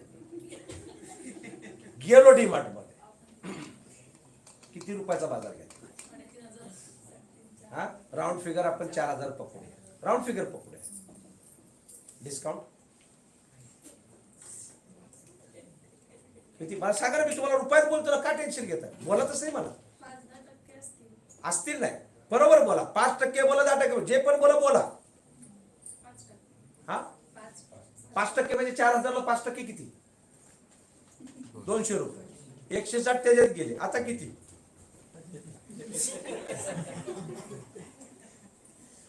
आता 40 रुपयासाठी तगडत तोडत गेलो. बाजार 1000चाच घ्यायचा होता. उगाच श्रीमंती दाखवून 4000चा बाजार घेऊन आले. बरं का. कधी नवं ते चॉकलेट बघितलं नसेल पण लई इच्छा झाली माझा पोरगा खाईल. तो खातच नाही घरी गेल्या. पण श्रीमंती जागृत झाली तिथे. कारण तिथं जे सजवून ठेवलं होतं ना तिथं तुमची इच्छा जागृत झाली की पोरगा थंड पण पे कोल्ड्रिंक इथनच घेऊन. का तुमचा बाजूला काय काय पाणी विकतो. पाणी विकतो का त्या कोल्ड्रिंकच्या नावावर. तुमच्या लक्षात आलं. बारकाईने विचार करा. खरं तुम्हाला 1000 रुपयाचाच बाजार करायचा होता आणि त्या चंगुलमध्ये तुम्ही 2000-3000चा जास्तीत जास्त रुपयाचा बाजार करून आला. हे नुकसान आहे. आवश्यक नसताना तुम्ही बाजार घेऊन आला. हे कधी लक्षात घेत नाही. ते नुकसान कधी लक्षात घेत नाही. आणि त्या पलीकडे तुम्ही घरी आला 160 रुपये रिक्षातनं जाऊन आला. तिथं काय तगडं तोडलं ते तोडलं. भूक लागली असं तर तिथं काहीतरी खाल्लं. हे पैसे वरचीच धरायचं नाही का. मग तुमचा हा बाजार पडला कितीला आणि तुम्ही वाचवले किती. महाराज काळ इतकं सुंदर अशी संकल्पना मी काढली की येत्या काही दिवसामध्ये महिन्यामध्ये तुम्हाला दिसून येईल की तुमच्या सर्वांच्या तोंडावरती महाराजच नाव असणार. काय आता कोणाला काय समजायचंय समजू द्या. कोणाला काय म्हणायचंय म्हणू द्या. आम्हाला काही फरक पडत नाही. कारण आमची साधू संतांची ही भूमी. त्यांची निंदा करण्यासाठी माणूस शरमला नाही लाजला नाही काय नाही झाला मागे राहिला नाही. तर मी तर साधा माणूस आहे. माझी निंदा होणच आहे. छत्रपतींच्या काळामध्ये छत्रपतींना निंदा करण्यासाठी लोक सरसावले होते. तर मी तर साधा माणूस आहे. माझी निंदा होणच आहे. कारण मी साधा माणूस आहे. काय कळलं. निंदा करणारीच लोक आहेत. कळलं का. म्हणून तो संघर्ष करावा लागतो खऱ्याला. अरे नाही रे मी तसं नाही. अरे नाही रे बाबा. अरे नाही रे बाबा. अरे नाही रे बाबा. किती अरे काक तशी नाहीच आहे. काक तशी नाहीच आहे. जीव तोडून बोलत असते. पण एक लक्षात ठेवा. ज्यांनी तुमच्यावरती विश्वास ठेवला नाही काक मध्ये येण्याचा त्याला आयुष्यभर पश्चाताप होणार आहे. आयुष्यभर तो कपडा मारून मारून घेणार की माई माझ्या घरी आली होती. जीव तोडून तोडून बोलली. मी नाही विश्वास करू शकले. अरे एकदा ट्राय तर करायचं होतं. फार फार नुकसानामध्ये अजून एक चान्स झाला असता. एवढाच फरक नाही. आणि विश्वास खरंच प्रामाणिक आहे तर मागचं नुकसान भरून ह्याच्यातनं सगळ्यातनं बाहेर. असं होऊ शकत नाही का. बुद्धीचा भाग हा ना. कारण डोळ्यात राक्षसच दिसते दरवाज्यात. ते गुणच गायचं आहे. इथं बुडालो तिथं बुडालो इथं बुडालो. तो नुकसानच मोजत चाललाय. नुकसानानं धरून बसलाय. पण त्याची प्रगती कशी होईल. आम्ही जीव तोडून सांगितलं ही चेन सिस्टम नाही बरं का. साखळी पद्धत नाही. तुम्ही लक्षात घ्या. 20 महिने तरी सुद्धा जीव तोडून का व्हायना आज 25,000 उंबरठे क्रॉस केले. बरी चांगली गोष्ट. आम्ही काय अख्ख्या जगाचं भलं करू शकत नाही. आमच्याकडे तसं समीकरण पण नाही त्या गणिताचं. आणि ते होऊ शकत नाही. पण संकल्पनेत 1,00,000 उंबरठ्याचा एक विचार करून संकल्पना बनवली होती की 1,00,000 उंबरठे आपण घेऊया आणि 1,00,000 कुटुंबाचं आपण आर्थिक जे पाठबळ आहे, जे काय सुविधा आहे, सुरक्षितता आहे, तेवढेच तर करूया, कारण ते करणं गरजेचं होतं. आणि तेवढं धरून मी संकल्पना बनवली होती. परंतु तुम्ही सर्वांनी 1,00,000पर्यंत पोहोचलंच नाही. हरकत नाही, अजून काय 2-4 दिवसाची गोष्ट मिळालेली आहे, त्याच्यात काय करता येत असेल तर अजून उंबरठे गोळा करू शकत असेल तर करा, अन्यथा इथं विषय संपवायचा आहे. मी एवढंच म्हणेन, नवीन उंबरठे गोळा करण्याच्या ऐवजी पहिले आतमधलं चेक करा की कोण बाळ राहिलेत का, कोण ज्येष्ठ नागरिक राहिलेत का, पहिलं ते चेक करा. मी वारंवार बोलतोय, कारण ह्याचा संपूर्ण दोष द्यायचा आणि कौतुक पण द्यायचं जर असेल तर सिनियरला द्यायचं. कौतुक पण सिनियरचं आणि दोष पण सिनियरचा. का? कारण त्या सिनियरला माहित आहे की ते बोललं काय जातं, ठरवलं काय जातं. कारण मला माहित नाही ना कुणाच्या घरी, का आता माईच्या घरात कोण कोणी मला नाही माहिती.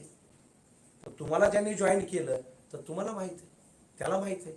किंवा आता तुम्ही समोर बसलात तर तुम्ही ते लपवू नका की माझ्या घरातलं कोण राहिलं असेल तर. ही तुमची चूक असेल. कारण का, घरात 4 जण, 2 जण फाउंडरमध्ये आणि 2 जण कस्टमरमध्ये. अर्थ काय निघेल, माझ्याच घरातल्या अर्ध्या कुटुंबावरती मीच कमवतो. मला आवडत असेल मोस्ट वेलकम. मला काय, मला कस्टमर तर हवाय, मी व्यापारी आहे. कस्टमर कमी कशाला म्हणेल, येतं ते येऊ द्या, प्रॉफिट वाढेल. लक्षात येतंय तुमच्या? आज मी जीव तोडून बोलतोय, काही मंडळी इथून जीव तोडून बोलते. आमचे चेहरे कदाचित चांगले दिसत नसतं, कारण आम्ही लाली लिपस्टिक लावत नाही, मेकअप करत नाही ना.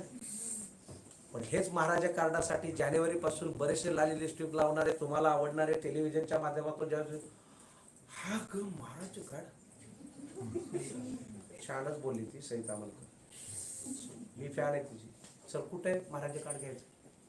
आम्ही काय दिसत नव्हतो सईता मलकर सारखं. ती काय वेगळी बोलेल, मी काय वेगळं बोंबलत होतो. तुम्ही मानसिकता बघितली. ठीक आहे, व्यापारी करणाऱ्याला व्यापार करणं जर माहीत असेल ना, तर तो इथं का अमेरिकेत गेला तरी पण व्यापारच करणार होता. कारण त्याला टेक्निक माहीत असते का आपला माल खपवायचा कसा आहे. चांगलं बोलून म्हणा, नाही तर वाईट बोलून म्हणा, दोन्हीपैकी एक गोष्टी घडत असतात. चांगला व्यापारी चांगलं बोलून करत असतो, वाईट व्यापारी हे खोटंपणा दाखवून करत असतो.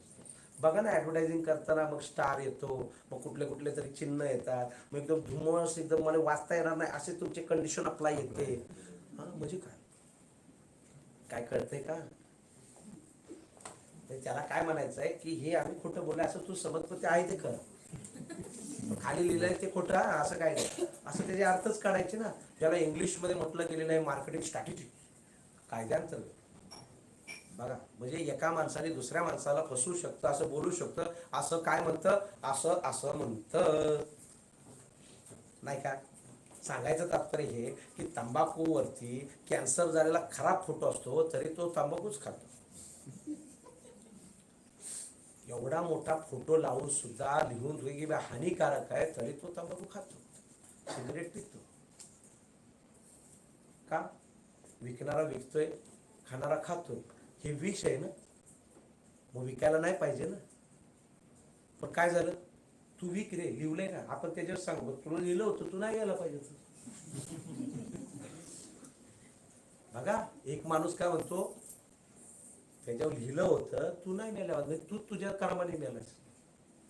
मला सांगा, धंदा खोललाय, गिऱ्हाईक गेलंच नाही, तो बंद करेल की नाही? हे खरं आहे, कारण धंदाच होत नाही. पण हे दारूचे धंदे आणि तंबाखूचे धंदे कधी बंद होतात का? कारण गिऱ्हाईक 12 वाजता तरी येतो, गटरच्या बाजूला दारूचं दुकान असतं तिथं जातो, वासविसाचा काही संबंध नाही त्याला. आमचे कराडकर सर नेहमी म्हणत असतात, दारूच्या दुकानाला कुठलीही तिथी बघत नाही, कुठलीही दिशा बघत नाही, तरी सुद्धा धंदा याहू. खरं ते बरोबर बोलले. तुम्हाला काय वाटलं दिशा बघून त्याचा धंदा होत? अजिबात नाही. गटराव करा, धंदा द्वारा, आणि बाकीचे धंदे पूर्ण दिशा बिशा बघून तरी चौपट होतो. तुमच्या लक्षात येतंय का? खरंय, मानसिकतेचा भाग आहे. कशाला आपल्याला पुढे नेलं पाहिजे, कशाला नाही. तुम्ही म्हणता ना हे दारूची दुकानं बंद झाली पाहिजे. अहो, आपल्या नवऱ्याला कंट्रोल केलं पाहिजे, जायचं नाही. नाही तर माझ्या समोर जे काय, थांबा मी आणून देते पाहिजे, तिकडे गेलात की तुम्ही एवढं घेता, औषध म्हणून घ्या, आहे की नाही? घ्यायचं तर औषध म्हणून घ्या. आपण म्हणतो ना दवा दारू, जोड शब्द आहे की नाही? मग दवा काय चांगलाच आहे? घ्या झोपायच्या गोळ्या 100% उठताय का बघा. म्हणजे कोणतीही गोष्ट लिमिट सोडून जर केली तर ते पण विषय की नाही. फूड पॉइझन काय, खा रेटून बर्गर, हा पासा खा, उठाई आहे ना, चालाई आहे ना, सगळीकडेच त्रास. नाही होणार का? कोणत्याही गोष्टीचं लिमिट तोडलं की त्रास भोगायचा. लिमिट राखून काम केलं, भान ठेवून जर बोलणं बिलणं वागणूक केलं तर सगळ्या गोष्टी तिथल्या तिथे जपल्या जातात. खरं आहे की नाही? एकदम परफेक्ट आहे की नाही? आता पेन्शन हा जो विषय आहे, ह्या डिसेंबर पर्यंतचा सर्व पेन्शन धारकांनी, तुम्ही असाल किंवा किंबहुना त्या स्क्रीनवरती पाहतात त्यांना सांगू इच्छितो, मीटिंग मध्ये विषय असा झाला की पेन्शन हा शब्द मी खूप छान रूपाने लिहिला होता किंवा मांडला होता, परंतु त्याची अतिशयोक्ती झाली, त्याची निंदा जास्तीत जास्त करण्याचा प्रयत्न केला. कारण प्रत्येक जण एक अधिकार दाखवण्याचा प्रयत्न करतोय. मला आता हा पेन्शन शब्द रद्द करायचा आहे. त्याच्यामुळे पेन्शन हा विषय डिसेंबरमध्ये, या महिन्यामध्ये क्लोज करतो आहे. तुमची रक्कम जी कुठून पण धरली असेल ती आजपर्यंत तुम्हाला जी काय पेन्शनचा जो काय अंक असेल तो धरून इथे विषय संपतो आहे. परंतु जानेवारी पासून याच पेन्शन धारकांना फाउंडर ग्रुप असल्यामुळे आपण त्यांना बाहेर टाकून देत नाही. म्हणजे त्याचा मान ठेवलेलाच आहे. मग जानेवारी पासून मर्क्युरी सभासद जो असेल पेन्शन धारक, आता त्याला आपण मर्क्युरी फाउंडर सभासद म्हणू शकतो, कारण तो फाउंडरच आहे. त्यामुळे पेन्शन हा शब्द काढून टाकायचा आणि आपण कंटिन्यू जानेवारी पासून मर्क्युरीवाल्यांना कंपल्सरी 500 रुपये करतोय आणि अर्थवाल्यांना 2000 रुपये करतोय. परंतु याच्यावरती कोणाचाही अधिकार नसेल. कारण का? त्याचं कारण असं की तुम्हाला जर आजपर्यंत आपण जर पेन्शन धारक क्लोज करून टाकलं तर एक्झिट करू शकतो. कशाला पुढचे द्यायचे? फक्त एक जाण म्हणून, एक विश्वास म्हणून ते कंटिन्यू चालू ठेवते. घ्यायचं की नाही घ्यायचं हे तुम्ही ठरवायचं, अधिकार दाखवायचं. 2 महिन्यांनी देऊ द्या, 3 महिन्यांनी देऊ द्या. कंपनीचा जसा असल विषय ते 500 रुपये प्रमाणे 3 महिन्यांनी आले 1500 रुपये येते, नक्कीच येते. अधिकार नाही. हे चांगली गोष्ट केली की वाईट गोष्ट केली? चांगली. ही गोष्ट लोकांना नीट समजवा. काय अधिकार नाही? महिन्याला तिला पॉसिबल झाली 500 रुपये पाठवणं तर पाठवून पण दे, आणि नक्कीच पाठवेल. कारण बिझनेस होताना तुम्हाला दिसेल, बिझनेस होताना दिसेल का प्रगतीच्या मार्गावरती दिसेल. तर कंपनी जेव्हा काहीच नव्हती तर ती तुम्हाला राबवू शकते 20 महिने. जिथं नियम म्हणतो की देऊच शकत नाही, द्यायचं नाही असा नियम म्हणतो, तेव्हा राबवू शकला. तर नंतर 500 रुपये तुम्हाला लाईफ टाईम द्यायला काय हरकत? जोपर्यंत कंपनी जिवंत असेल तोपर्यंत मर्क्युरीची फाउंडर सभासद जी गोष्ट आहे ती 500 रुपये प्रमाणे आकारली जाईल. फक्त अधिकार मात्र राहणार नाही. काय कळलं? तसंच अर्थ लागू झाला 2000 रुपये. क्लिअर? कारण तुमची रक्कम आणि फायद्याची रक्कम ह्या महिन्यामध्ये विषय संपतोय. एक्झिट करू शकलो असतो आणि हे पुढचं धरलं पण नसतं. काय पण केलं का? नाही. मी जर एवढी जाण ठेवली तर मला असं वाटतंय ज्याला हे मिळतंय किंवा मिळणार आहे त्याने जाण ठेवा. एवढं जरी स्वच्छ भावनेने केलं तरी भरपूर काय आहे. प्लीज कृपया करून तुम्ही भावनेला समजा. कारण पुढं खूप सुंदर असं भविष्य आहे. मजा येणार आहे, एकदम मजा येणार आहे. क्लिअर? एकदम क्लिअर. आणि हे मी ऑनलाईन पण सांगतोय. आजची क्लिप लोकांना दाखवा, तुम्ही समजवा आणि ताटातूट करू नका. एक जबाबदारी तुमच्यावरती आहे. जे कुटुंब आतमध्ये आलेलं आहे त्याच्या घरातला एकही व्यक्ती सोडू नका. त्याला कृपया करून सांगा तुझं कुटुंब फाउंडर मेंबरशिपमध्ये आहे, परंतु व्यक्ती काही राहिलेली आहे. ते व्यक्ती कर म्हणजे तुझं संपूर्ण कुटुंब सुरक्षित होईल. आणि मला हा विषय संपवायचा आहे. जास्तीत जास्त लवकरात लवकर प्रयत्न करा. शनिवारपर्यंत झालं तर विषय संपून जाईल आणि आपण दुसऱ्या कामाला लागलो. लोकांना जोडत बसणं हे तुमचं काम नाही आणि हे कंपनीचंही काम नाही. ही फक्त तुम्हाला संधी दिली गेली की बाबा माझं भलं झालंय तर तुझंही भलं कर. आणि आज नाही पण उद्या तो तुम्हाला सल्यूट मारणार की तू चांगलंच केलंस काय. कारण कंपनी प्रूफ करून दाखवणार की तुमचा 1 रुपयाचा ठेवला नाही, खाल्ला नाही, तुम्ही नुकसानमध्ये नाही. तुम्ही प्रूफ करून दाखवायचं 1 करोड रुपये माझ्याकडनं घेऊन जायचं. काय कळलं की मी पहिल्यापासून एवढे पैसे भरत आले. अगदी असं असं करत आलं तरी सांगा, तरी पण सापडणार नाही. इकडचेच तुम्हाला गेलेले. कारण मानसिक, शारीरिक आणि आर्थिक दृष्टिकोनातून कंपनी तुम्हाला हानी करण्याचं काम करत नाहीये. एक सुंदर अशी संकल्पना सजवलेली आहे, ती मांडण्याचा प्रयत्न करते आहे. आणि ती संकल्पना मांडत असताना त्या संकल्पनेचा एक संकल्प घेऊन मी विडा उचलला की माझी माय सजू शकते का, स्वतंत्रपणे जगू शकते का. ही साधी भावना होती. याच्यासाठी फार मोठी मला हे, पण ही साधी भावना पण काही लोकांच्या डोक्यात येत नाही हो. ज्येष्ठ नागरिकांचा पुरस्कार असं कोण देतो. स्वतःचा मुलगा आई वडिलांना 1,00,000 रुपये द्यायचं म्हणलं काय तर तू 4 वेळा विचार करेल. तुमच्या लक्षात येतंय, विचारच मुळात करत नाही. पण कोणतरी मुलगा जन्माला आला ना की आमची कुठेतरी किंमत राखणार आहे. मला वाटतं त्या गोष्टीला दाद द्या. मिळाल्या बघू, दिसल्या बघू असं करू नका. 100% तुम्हाला उद्या त्याचं प्रोसेस कळेल सगळं की आपला जो भव्य दिवस सोहळा जो आहे त्याची संपूर्ण रूपरेषा की तुम्हाला कशा पद्धतीने तो दिला जाणार आहे एप्रिलमध्ये पुरस्कार. हे मी आता सांगत नाही, पण ज्या मुलाला मी जे काम दिलेलं आहे तो उद्या स्वतःच्या तोंडून तोच सांगेल आणि मग तुम्हाला कळेल. बरोबर आहे. तर प्लीज कृपया करून सर्वांनी समोर या. आपल्या कुटुंबातलं प्रत्येकाचं खरखर जे रजिस्ट्रेशन राहिलेलं असेल ते द्या. क्लिअर.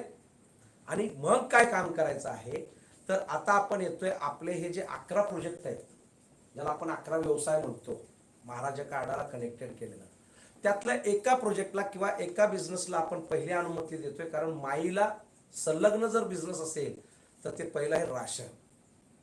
हे राशन तिला लागतं. घरामध्ये शिजवणं जो प्रकार असतं ते राशनचं असतं. त्यामुळे आपण पहिल्या एका दुकानाला अनुमती देतो आहे, एका बिझनेसला अनुमती देतो आहे. सर्वांनी आपल्या आपल्या एरियामध्ये जे दुकान तुम्हाला आवडतं आहे त्या दुकानाला कंपनीला टायअप करायचं. टाईप प्रकार काय असेल, काय नसेल, कसं काय असेल ते मी तुम्हाला उद्या परवामध्ये तुम्हाला डिक्लेअर करून देईल. पण पहिलं मानसिकता बनवा. तुम्हाला आता हे शेवटचं काम, आणि हे काम नका समजू. कारण तुम्हाला ठरवायचं ना की कुठल्या दुकानात माझ्याकडे घरी राशन आलं पाहिजे. आणि तुमच्या एरियातल्या तुम्हाला रिक्षा पकडून जायचं नाही. कळलं का. तेही पैसे वाचवले. शिट्टी मारली की तो राशन पाठवणार घरी. त्याच्याबरोबर काय कंडिशन आपण ठेवून त्या दुकानाबरोबर. फक्त एक गोष्ट लक्षात ठेवा की त्या एरियामध्ये जर कागचे सभासद जर अनेक असतील तर विचार विनिमय करा सगळ्यांचं संघटन करून की बाबा आपल्या एरियामध्ये 4 दुकानं आहेत, या 4 पैकी आपल्याला कुणाच्या दुकानातून घ्यायचं आहे किंवा कुणाच्या दुकानाला टाईप करायचं आहे हे मात्र तुम्ही संगण एकमत होऊन करा. आता काय होईल, त्या एरियामध्ये आहेत 10 जण, दुकान आहेत 4 जण आणि 10 जण वेगवेगळ्या दुकानाची नावं घेत आहेत. तर सगळ्या दुकानात टाईप नाही करणार.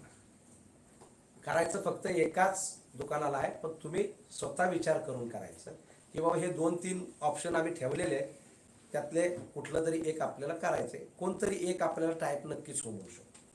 नाही, कारण नाही म्हणू शकत नाही का, कारण त्याला बिझनेसच मिळणार आहे. नाही म्हणणारा तो व्यापारी नाही असं समजा. जो नाही म्हणेल ना तो व्यापारी नाही असं समजा. आणि जो नाही म्हणेल ना त्याला नंतर लय मोठा पश्चाताप होईल, कारण बाजूला सगळे कस्टमर गेले. लक्षात येते का. अरे मेल्या, मी इथून डीमार्टला जायचे, आज तुझा विचार करते की तुझा बिझनेस व्हावा म्हणून तुला टाईप करायला सांगितलं. तू उगाच आपला रुबाब करतो. मरच ना ते बाजूवाल्याला टाईप, नंतर बोलत बच्चेल काय काय कळलं तुम्हाला.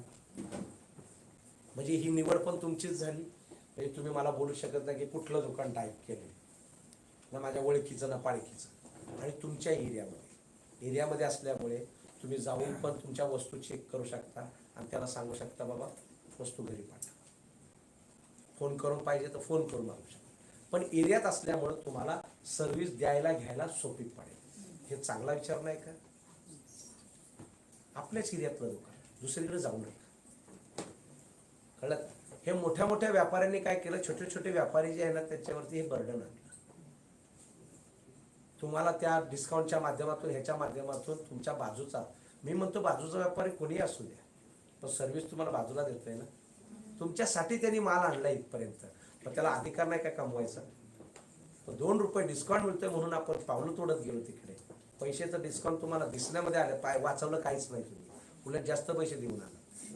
बाजूवाल्याकडे असतं तर तुम्ही थोडं थोडं करून मागून तुमचे पैसे पण वाचले असते आणि लागेल तेवढंच घेतलं असतं. हे लक्षात ठेवा. मोठ्या लोकांचा देखावा असतो, मोठ्या लोकांकडे पैसा असतो, त्याच्यामुळे त्यांनी 2-4 हजार रुपये एक्स्ट्रा खर्च केला तरी पण त्यांना फरक पडत नाही. आपण सामान्य माणसांनी अशा मोठ्या दुकानात जाऊ नये, लक्षात ठेवा.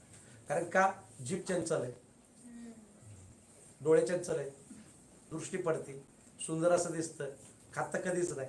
मला सांगा ना, सामान्य माणसाने चॉकलेट खायचं जसं ठरवलं, खाऊ नाही शकत, एकदा खाईल, सवय लावू नाही शकत. सामान्य माणसाने विचार केला की रोज संध्याकाळी जेवल्यानंतर फळं खायचे, अजिबात नाही, त्याला परवडणारच नाही. तुमच्या लक्षात येते का? एकदा खाणं ठीक आहे, पण काही गोष्टी खरोखर तुम्हाला आवश्यकता, शरीराला आहार असताना सुद्धा तुम्ही खाऊ शकला नाही का? एक तर सवय नाही, दुसरी आवक नाही. काजू बदाम पिस्ता हे खूप सुंदर असतं, शरीराला खूप मजबूत बनवतो. खाऊन जरा बघा ना, खाऊ शकत नाही का? इतकं महाग आहे की परवडत नाही मला. तुम्ही विचार करा, ह्याच धर्तीवरती 2 भाग झाले, माणूस असून सुद्धा एकाकडे अफाट पैसा राहिला, तो काजू बदाम रोज फळं बिळं खातो आणि तो मस्तपैकी जगतो, आणि दुसरा तोच माणूस आहे ज्याच्याकडे आवक नसल्यामुळे ते काजू बदाम पिस्ता खाऊ शकत नाही. ही फार दुर्दैवाची गोष्ट आहे. काय कळलं? म्हणजे शरीराला आहार पाहिजे असून सुद्धा केवळ फक्त त्याच्याकडे पैसे नसल्यामुळे तो ती सवय लावू शकला नाही. आता मला सांगा, मी जर रोज तुम्हाला म्हणलं की काही टेन्शन घेऊ नका, काजू बदामचं दूध प्यायचं आहे, प्यायचं आहे मम्मी, प्यायचं आहे म्हणजे प्यायचं आहे, तुम्ही पिणार, हे खायचं आहे, फळ खायचं आहे, खायचंच आहे, असंच राहायचं आहे, असंच राहायचं, तुम्ही राहणार का? तुम्हाला मिळतंय तर तुम्ही खाणार की नाही? कारण जीभ काय मी म्हटलं मगाशी, ती चंचल आहे, तिचे चोचले, आणि पोट काय म्हणतंय, तुम्ही काही बघा. समजलं का? तर शरीराला जे वाढ असते आणि शरीराला योग्य आहार पाहिजे जो असतो तो आपण ॲक्च्युअलमध्ये घेत नाही. मग त्याचं कारण काय? एक तर विचारात नाही किंवा खरंखर आवक येत नाही, म्हणून आपलं शरीर रचना फार गरिबीसारखी दिसण्यासारखी होते. त्यांची का दिसत नाही? त्यांची आवक मोठी आहे, त्यांना 1-2 हजार रुपये एक्स्ट्रा खर्च जरी झाले तरी फरक पडत नाही. का? कारण आर्थिक लेवलला घरामध्ये 20 हजार रुपये लागणार होते, पण ते 1-1 लाख रुपये कमवत आहेत. त्यामुळे दर टायमाला 80 हजार रुपये एक्स्ट्रा वाढत चालले आहेत आणि त्यांची बचत वाढत चालल्यामुळे ते श्रीमंत होत चालले आहेत. आमचं इथं काय होतं, 20 हजार रुपये खर्च आहे, पगार 15 हजार आहे. 5 हजार हा दुसऱ्याकडनं उसनं घेतो, दुसऱ्या महिन्याच्या रोलिंगवरती ह्याच्याकडनं घेऊन हा चालवतो, दुसऱ्या 20 हजार रुपये आले, 15 हजार रुपये आले की ह्याला पहिलं द्यायला प्रयत्न, हा ह्याच्यातच राहतो. कारण त्याच्या पलीकडे तो कमवण्याचा प्रयत्न करत नाही, त्याच्यामुळे ही गरिबी वाढते. माणूस विचाराने घडतो, श्रीमंती विचाराने घडते, गरिबी विचाराने घडते. तुम्ही श्रीमंती जर विचाराने घडते जर हे खरं असेल तर मग घडवा ना. आम्ही डोक्यातच आणत नाही. आणि कधी कधी काय होतं, विचारात फार मोठे स्वप्न असतात, हो पैसे भरपूर आहेत, पण मानसिकताच बनवत नाही की याला वापरायचे कसे असतात. आता आपल्याला सवय काटकसरची लागलेली आहे आणि एकदम करोड रुपये आले बँकेत, कधीच तो काजू खायला जाणार नाही. त्याला सवयच नव्हती ना, हे पैसे कसे वापरायचे हे माहित नाही.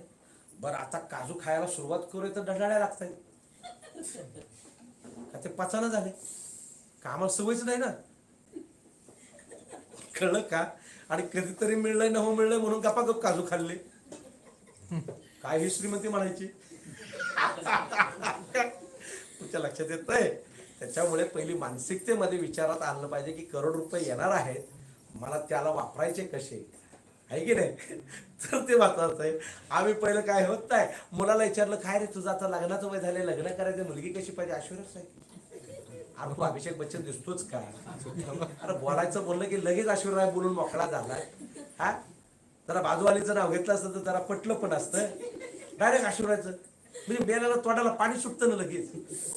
अरे पण तू स्वतःला अभिषेक बच्चन समजलंय का ते पहिलं बघ ना. म्हणजे कधी काय पाहिजे, अरे बाबा देवा अवतरला म्हणजे तुला पैसे किती, हा द्या पाच द्या कर, त्याला काय होतंय, तुला वापरता येतात का? हा मला चण 4 वेळा चावून खातोस तू 1 करोड रुपये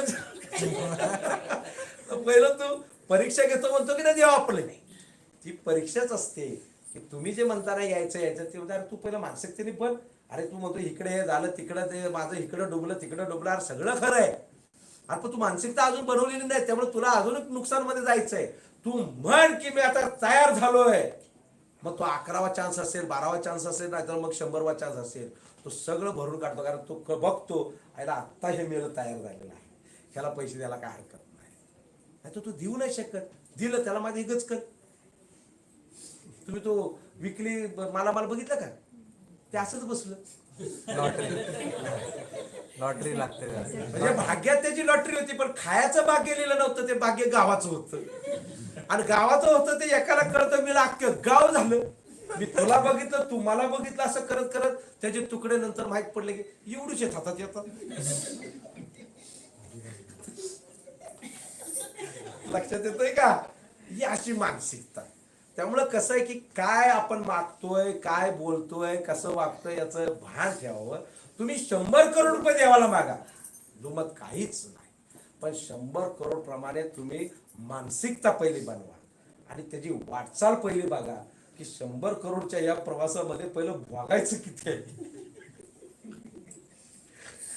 1 रुपया तुम्ही देवाला व्हायला नाही फुलाच्या आणि अगरबत्तीच्या मार्फत आणि तुम्ही त्याला म्हणता की अरे पाव तो म्हणला अरे ही एक अगरबत्ती तर दाव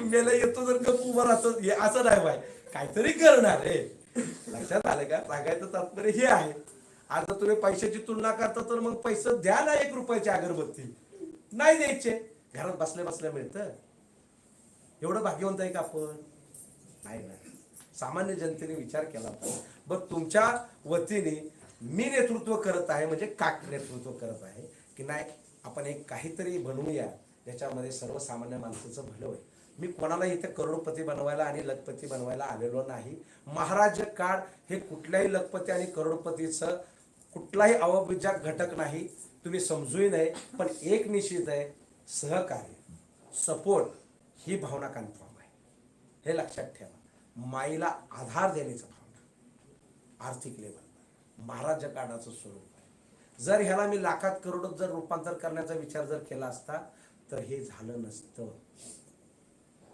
आधार करण्याचं काम करतोय म्हणून काय होतंय आपण मॅक्झिमम माईंना आधार देऊ शकतो पण जर लालच देण्याचा प्रयत्न केला असता तर जास्तीत जास्त मग फाउंडर मेंबरशिप एवढीच का ठेवली देशाची तर लोकसंख्या 130 करोड आहे 100 करोड आहे मग मी 1 लाख का ठेवली कारण समीकरण म्हणत होतं हे जर करायचं असेल तर फाउंडर मेंबरशिप 1 लाख कुटुंबाच्या वरती नाही करू शकत तू कारण करशील तू फसशील तुझं गणित फेल होऊन जाईल म्हणून ती सीमा मग ह्यांना जर सांभाळायचं असेल फाउंडर मेंबरशिप त्याला 5,000चे 15,000 5,000चे 10,000 जे काय असेल कारण 5,000चे 10,000 हे बेसिक आहे आता आपण दिवाळी म्हणून ते लावलं होतं तुम्ही 10 पकडून चाला ठीक आहे मग ते जे सांभाळायचं जर असेल तर इकडे आता जनता किती राहिली करोडोनी जनता राहिली मग त्यांना कस्टमर बेसमध्ये घ्या त्यांना थोडा फायदा द्या आणि त्यांचा थोडा फायदा करा इकडे मोठा फायदा करा आणि ह्यांना आपण का म्हणून तर आपण फाउंडर मेंबरशिप म्हणून कुटुंब म्हणतो ना होऊ शकतं की नाही होऊ शकतं समुद्रात मासे किती मग उपाशी कसा राहील माणूस असंख्य मासे मग तसंच आहे या गणिताचं ते समीकरणच तसं आहे पण लोकांना ही भावना कळलीच नाही मी आपलं ओरडून बोललो पण माझी कुठेतरी सीमा संपणार तुम्ही लोकांनी 25-30 हजारातच दम ठोकला मग म्हणलं आता विषय संपला हे माझं टायमिंग संपलेलं आहे आता तुम्हाला काय करायचं या शनिवारपर्यंत जितका जास्तीत जास्त तुमचा जो काय कर्तव्य जबाबदारी जी राहिलेली आहे तुम्ही समोरून सिनियरला भेटा किंवा सिनियर तुमच्याकडे आला तर त्याला तुम्ही क्लिअर व्हा की बाबा हा ठीक आहे बरोबर आहे हे कर विषय संपला विषय संपवा काय कळलं म्हणजे आपल्याला काय करायचंय पुढचं पाऊल जे आहे ते ग्रोसरीचे शॉपी आहेत ना त्याला टाईप करायचंय ते टाईप झालं की सगळ्या ॲडव्हर्टायझिंग तुम्हाला आपल्याला दिसणार आहेत आणि आपलं कुटुंब सक्षम राहणार आहे कारण आपल्याला समुद्रात मासे खाण्यासाठी मासे भरपूर आहेत कुटुंब जगू शकते की नाही जगू शकतं मला सांगावं तुम्ही का चुकतंय महाराजा कांडावरती फक्त 10 रुपये जरी प्रॉफिट ठेवण्याचा जरी प्रयत्न केला तरी तुम्ही उपाशी राहू शकत नाही 1 रुपया जरी प्रॉफिट ठेवण्याचा प्रयत्न केला तरी पण तुम्ही उपाशी राहू शकत नाही फक्त फरक काय करायला लागेल, रूपांतर त्याचं जे स्वरूप आहे कस्टमरचं. म्हणजे समजा तुमचं काम नदीवर भागत असेल किंवा ओढ्यावरती भागत असेल किंवा तुमचं विहिरीवरती भागत असेल तर ते समुद्राकडे जाईल, एवढाच फरक आहे. मग आपल्याकडे बाजारपेठ आहे की नाही, कस्टमरसाठी लोकसंख्या आहे की नाही, मग आपल्याला भीती काय आहे. म्हणजे त्याचा अर्थ त्या महासागरात मासे भरपूर आहेत, उपाशी राहू शकत नाही. फक्त आपल्याला टाकायचं आहे, काढायचं आहे, शिजून खायचं आहे. त्याच्यामुळे काकमधला प्रत्येक सभासद हा सिक्युअर आहे, पहिले हे लक्षात ठेवा. उगाच काहीतरी असं एकदम क्लिअर. प्लीज मी जे सांगितलंय हे लोकांना दाखवा, तुम्ही समजवा आणि इथे विषय संपवा. आपल्याला जोडाजोडीचा धंदा करायचा नाही, इथे विषय संपवा. हे आपलं ट्रेडिशनल मार्केटचं कंपनी ओपन केलेली आहे आपण, डायरेक्ट सेलिंग मार्केटिंगचं कंपनी ओपन केलेली आहे. नेटवर्क मार्केटिंग नाही, चेन सिस्टम मार्केटिंग नाही. तुम्ही आता रिटायर्ड व्हा, तुम्हाला कंपनी कधीच फोन करणार नाही की ह्याला जोडा त्याला जोडा, विषय संपवा. डन.